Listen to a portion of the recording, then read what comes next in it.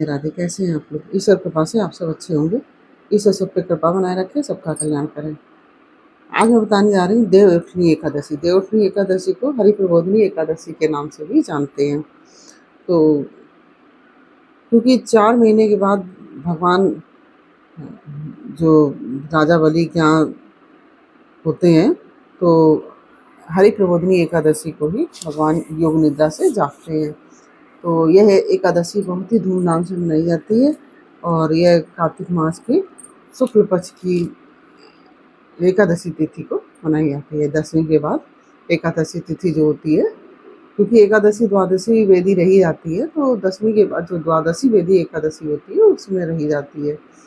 तो इस प्रकार से एकादशी मनाई जाती है और इस दिन भगवान विष्णु की और माँ लक्ष्मी की पूजा की जाती है और देव उठाए जाते हैं इस दिन योग निद्रा से, इसलिए इस एकादशी का नाम देवउठनी एकादशी पड़ गया है। और 4 महीने के लिए भगवान राजा बलि के यहाँ होते हैं और सुतल पर वास करते हैं। और इस एकादशी की बहुत ही बड़ी महिमा होती है।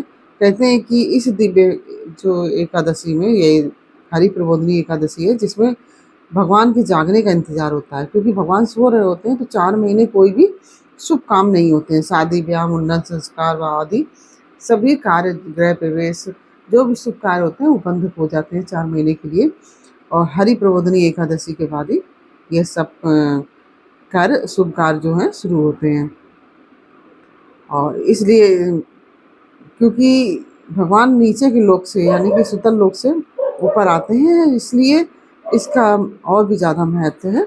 और कहते हैं कि इस समय सभी देवता उनके स्वागत के लिए, भगवान के स्वागत के लिए खड़े होते हैं।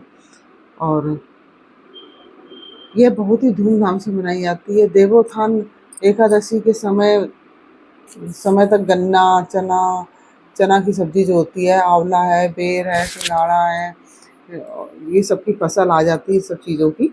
तो जो नई नई सब्जियां आती हैं, चने का साग वगैरह है जैसे, तो ये सब नई फसलें आती हैं। इन नई फसलों का उपयोग इसी दिन से शुरू होता है, देवउठनी एकादशी से ही इसी दिन से शुरू होता है।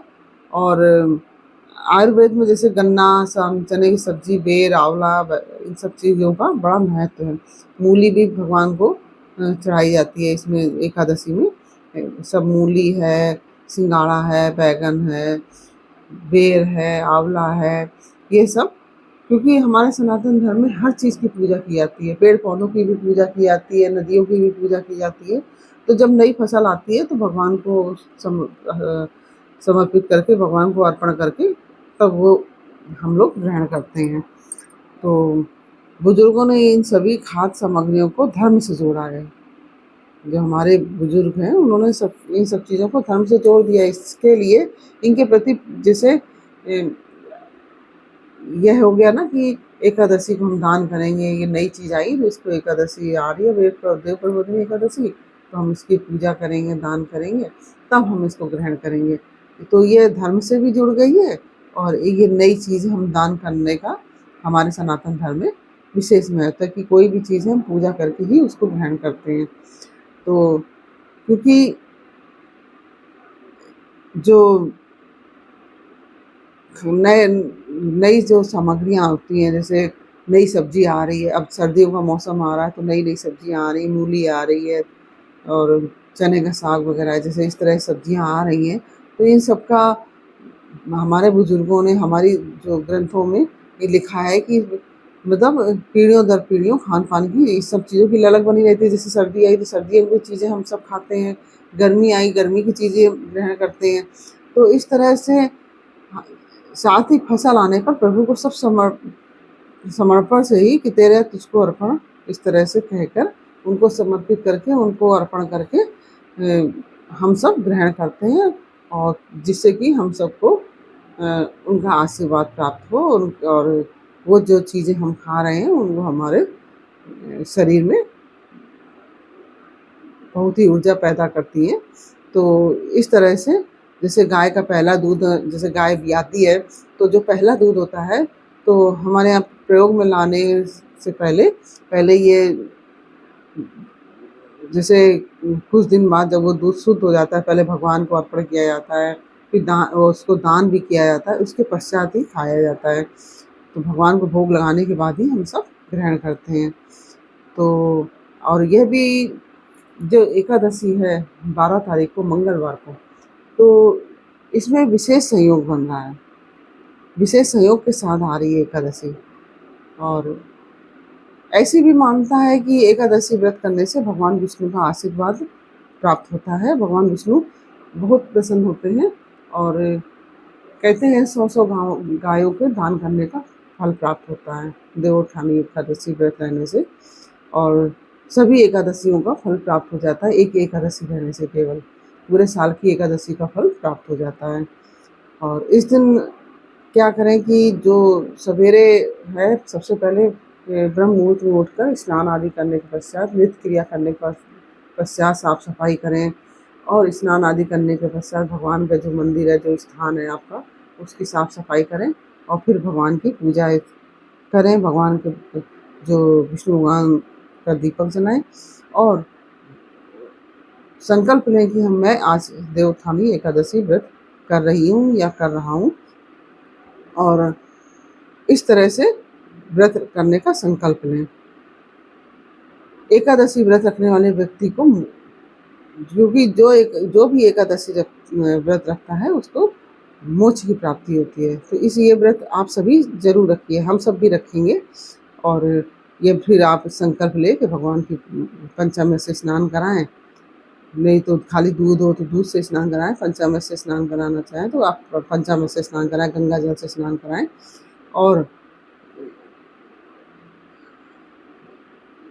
फिर इसके बाद उनको धूप दीप फल फूल आदि अर्पित करके उनकी आरती करें और देवोत्थानी एकादशी की कथा सुने इस तरह से। और ये सब चीज़ें जैसे जो मैंने अभी आपको बताई हैं, गन्ना चना की भाजी, आंवला बेर बैगन सिंगाड़ा मूली आदि, ये सब चीज़ें आप भगवान को अर्पित करें। तो इसमें भगवान विष्णु के चरण बनाए जाते हैं, तुलसी से भगवान विष्णु के पास तक वहाँ से चरण बनाए जाते हैं भगवान विष्णु के। और गन्ने का मंडप बनाया जाता है, भगवान तपाए जाते हैं, जो उपले होते हैं ना गाय के गोबर के, जो हम लोग उसमें दशहरे में बनाते हैं पूजा के लिए, तो उसी को जलाकर उससे ही भगवान को तपाया जाता है। अब आपके यहाँ जैसा हो तो होता हो वैसा आप करिए, हमारे यहाँ ऐसा ही होता है। तो आप जिसके जिसके यहाँ कैसे, आपके यहाँ कैसा होता है, यह भी मुझे कमेंट बॉक्स में अवश्य बताइए कि आपके यहाँ तपाए जाते हैं कि नहीं तपाए जाते हैं। तो इस दिन देवी लक्ष्मी की पूजा से सभी की मनोकामना पूर्ण होती है। माता लक्ष्मी की भगवान विष्णु की पूजा की जाती है, तो दोनों लक्ष्मी नारायण भगवान की पूजा से सभी मनोकामना पूर्ण भी होती है। और भगवान को तुलसी दल या तुलसी की माला अगर बन सके आपको, 108 तुलसी की माला आप भगवान को अर्पित करें, उनको पहनाएं। इससे भी भगवान बहुत प्रसन्न होते हैं। और ज्योतिषियों के अनुसार देवोत्थानी एकादशी पर इस बार कई विशेष योग बन रहे हैं, जैसे कि हर्षण योग बन रहा है, सर्वार्थ सिद्धि योग बन रहा है, वह रवि योग भी बन रहा है इस साल एकादशी पर, जो बेहद ही शुभ है सभी के लिए। और पौराणिक मानता है कि प्रभु 4 जो 4 माह सावन भादो पार कार्तिक 4 महीने के लिए भगवान योग निद्रा में चले आते हैं। इस कारण से सभी कार्य जो वर्जित हो जाते हैं, तो प्रभु के जागने के बाद सभी कार्य पुनः प्रारंभ हो जाते हैं। और प्रभु के नाम के जप का एकादशी में विशेष महत्व है। इसमें ओम नमो भगवते वासुदेवाय या हरि ओम, जो भी आपका जो मंत्र करना चाहें, प्रभु के भगवान विष्णु के मंत्र की माला करनी चाहिए, 108 मंत्र बोलने चाहिए। और इसमें भगवान से लेकर माता तुलसी के, जो जहाँ माता तुलसी का जो गमला रखा होता है वहाँ से भगवान के पास तक सीढ़ी बनाई जाती है। और और एक डलिया में सारे फल रखे जाते हैं, जो सब्जियां हैं आदि रख के डलिया से ढक दी जाती है दूसरी डलिया से, और बार बार उठा के रख कहा जाता है, जैसे कि जब ढका जाता है, उठाया जाता है, तो अब यह भी कहा जाता है कि उठो देव बैठो देव, हे प्रभु अब आप खड़े हो जाइए, आपके बिना बिल्कुल भी कुछ भी नहीं है। इस तरह से बोला जाता है, और घी के दिए जलाए जाते हैं। और यह भी कहा जाता है भगवान से कि जब आप पूजा पूरी कर लें, तो पूजा के पश्चात आपको, हम सबको यह भी बोलना चाहिए कि हे प्रभु, हमें हर वर्ष हरि प्रबोधिनी एकादशी करने का अवसर प्राप्त हो, आपकी कृपा से हम सबको यह अवसर प्राप्त हो, और ऐश्वर्य संपत्ति ज्ञान राज्य और सुख संपत्ति आदि आप हमें प्राप्त करें, क्योंकि यह एकादशी ऐश्वर्य संपत्ति ज्ञान राज्य और सुख, संतान सुख, हर तरह के सुख प्रदान करने वाली और मोक्ष को प्रदान करने वाली होती है। और जो अगर कहते हैं कि इस एकादशी के व्रत से अगर आपके पाप मेरू पहाड़ के बराबर भी होंगे, तो वह भी इस एकादशी के व्रत रखने से नाश हो जाते हैं। और देवउठनी एकादशी में गेरू पूरे घर में साफ सफाई करने के पश्चात ओखली आदि की पुताई की जाती है कल गेरू से, और सब चीज़ों का जैसा कि अभी मैंने बताया कि भोग लगाया जाता है, यह सब किया जाता है। और इसके साथ ही घर में जो घी के दीपक जलाए जाते हैं, तुलसी जी में आप सुबह शाम दोनों टाइम दीपक जलाइए। और हरि प्रबोधिनी एकादशी में अन्न ग्रहण नहीं किया जाता है और ना ही चावल ग्रहण किए जाते हैं, इसलिए फलाहार व्रत रहा जाता है।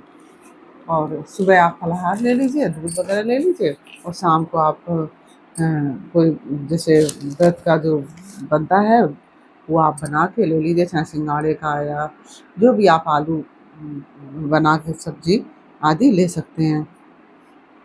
और यह मैंने आपको बता ही दिया कि जैसा कि सुबह उठ के स्नान आदि करने के बाद, एक बार मैं फिर रिपीट कर रही हूँ कि स्नान आदि करने के पश्चात भगवान विष्णु से व्रत का संकल्प लें, और घर पर मंदिर की सफाई आदि करने के पश्चात देवी देवताओं लक्ष्मी नारायण भगवान आदि की पूजा करें, उनको पंचामृत से स्नान कराएं, हल्दी चंदन और क्या कहते माता लक्ष्मी को कुमकुम चढ़ाएं, और भगवान विष्णु को पीले फूल की माला और माता लक्ष्मी को लाल फूल अगर मिल जाए आपको तो वो चढ़ाइए, और मिठाई फल तुलसी के पत्ते आदि तुलसी की माला यह आप अवश्य चढ़ाइए। और ओम नमो भगवते वासुदेवाय या विष्णु सहस्त्रनाम का भी पाठ कर सकते हैं आप, तो विष्णु सहस्त्रनाम का भी पाठ कर सकते हैं, और वो भी कर, और जो ओम नमो भगवते वासुदेवाय या हरि ओम जो भी आप मंत्र करना चाहें आप वह मंत्र कर सकते हैं। इसके बाद दिन भर व्रत रहें और भगवान का भजन कीर्तन करें, और हर एकादशी में रात्रि जागरण का विशेष मुहूर्त है, मतलब विशेष महत्व है, तो रात्रि में जागरण अवश्य करें, चाहे रात में 12 बजे तक ही करें, 12 साढ़े 12 1 तक, और पूरी रात ना जाग सके तो कम से कम इतना तो कीजिए। तो यह आपको मैंने बताया कि इस तरह से आप एकादशी व्रत रखेंगे तो ये बहुत ही महत्वपूर्ण है, और हम सबको ये व्रत रखना चाहिए। ये इस एकादशी के व्रत से हमारे सारे पाप क्षीण हो जाते हैं। तो इस दिन हम सब व्रत रखें, माता जो तुलसी माता हैं उनको भी लाल चुनरी उड़ाएं। माता लक्ष्मी को की तो पूजा की ही जाएगी, तुलसी माता की भी साथ में पूजा की जाएगी, उनको लाल चुनरी चढ़ाएं, और तुलसी जी में दिया जलाएं, तुलसी का जो गमला होता है उसमें आप दिया लगाएं। और जैसा कि हर एकादशी में होता है, चावल नहीं खाए जाते हैं, ना चावल में मतलब ग्रहण नहीं किए जाते हैं, तो चावल मत ग्रहण कीजिए आप सब, और अन्न भी नहीं खाया जाता है। और घर में सुख शांति बनाए रखें, कोई भी लड़ाई झगड़ा चुगली आदि ना करें। और इस दिन तामसिक भोजन ना करें, जैसे कि प्याज लहसुन मांस मदिरा आदि का सेवन ना करें आप, और भगवान की पूजा आदि करें, और भगवान को फिर जब जगाएं तो घंटा, घड़ियाल, शंख आदि बजाकर आप भगवान को जगाएं। और कहीं पर तो थाली बजा के भगवान को जगाया जाता है, या सूप पीट कर उसमें जगाया जाता है। लेकिन आपके यहाँ जैसा होता हो आप वैसा करिए। और वैसे घंटा, घड़ियाल वगैरह अवश्य बजाया जाता है, शंख अवश्य बजाया जाता है भगवान विष्णु की पूजा में। इसके बाद कथा सुने। और कथा मेरे वीडियो में पहले की पड़ी हुई है, आप लोग सर्च कर लीजिए, नहीं तो मैं कल फिर से डाल दूंगी। अगर आप कमेंट में बता दीजिए तो मैं फिर से डाल दूंगी कल। और इस तरह से आप सभी पूजा कीजिए। और यह मैंने जो पूजा की विधि, सामग्री, यह सब बताया, ये सब आपको कैसा लगा यह मुझे कमेंट बॉक्स में अवश्य बताइए। आपको अच्छा लगा हो तो वीडियो को लाइक शेयर अवश्य कीजिए और कमेंट में राधे राधे अवश्य लिखिए। और इसमें तुलसी जी का विवाह भी किया जाता है। और तुलसी जी का विवाह आप चाहें तो दोपहर में जो अभिजीत मुहूर्त है उसमें भी कर सकते हैं, जो कि 11:45-46 के लगभग प्रारंभ होता है और 11:20 तक रहता है। तो इस बीच भी आप पूजा कर सकते हैं। और नहीं तो शाम को आप 5 बजे के बाद भी पूजा कर सकते हैं। तो आप भगवान तुलसी, माता तुलसी का और शालिग्राम का विवाह कर सकते हैं। नहीं तो आप दिन में भी अभिजीत मुहूर्त में तुलसी जी और शालिग्राम का विवाह कर सकते हैं। और भगवान को वस्त्र आदि चढ़ाएं। और वही एक वस्त्र जो है आप पंडित को दान में दें और एक वस्त्र अपने लिए रखें, जो कि माता तुलसी का, भगवान विष्णु का प्रसाद के रूप में आप स्वयं ग्रहण करें इसको। साड़ी है, सुहाग का सामान है, आप दान करने के लिए भी चढ़ाएं। एक एक जोड़ा आप सुहाग का और साड़ी, ब्लाउज आदि दान करें। और पंडित के लिए जो शालिग्राम को भी आप धोती कुर्ता या जो भी आप कपड़ा चढ़ाना चाहें इस तरह से चढ़ाएं। तो अगर आपके पास ज़्यादा नहीं है तो आप कम में भी कर सकते हैं, ऐसी बात नहीं है। खाली सुहाग का सामान भी चढ़ा सकते हैं, रुमाल वगैरह। लेकिन साल में एक बार तुलसी जी का विवाह होता है तो साड़ी आप एक खरीद के चढ़ाइए ज़रूर। और सुहाग का सामान दान किया जाता है और माता तुलसी को, जिससे कि अखंड सौभाग्य हम सबको प्राप्त होता है। तो इस तरह से आप सभी पूजा कीजिए। और यह पूजा की जानकारी आपको कैसी लगी ये मुझे कमेंट बॉक्स में अवश्य बताइए। अच्छी लगी हो तो वीडियो को लाइक शेयर अवश्य कीजिए, कमेंट में राधे राधे अवश्य लिखिए। फिर मिलते हैं आपसे अगले वीडियो में एक नई जानकारी, नई कहानी के साथ। तब तक के लिए राधे राधे। आप सभी को देवउत्थानी एकादशी, हरि प्रबोधिनी एकादशी की हार्दिक शुभकामनाएं, तुलसी विवाह की हार्दिक शुभकामनाएं। आप सभी का दिन मंगलमय हो और आप सभी का भी ईश्वर कल्याण करें, यही मेरी प्रभु से कामना है। राधे राधे।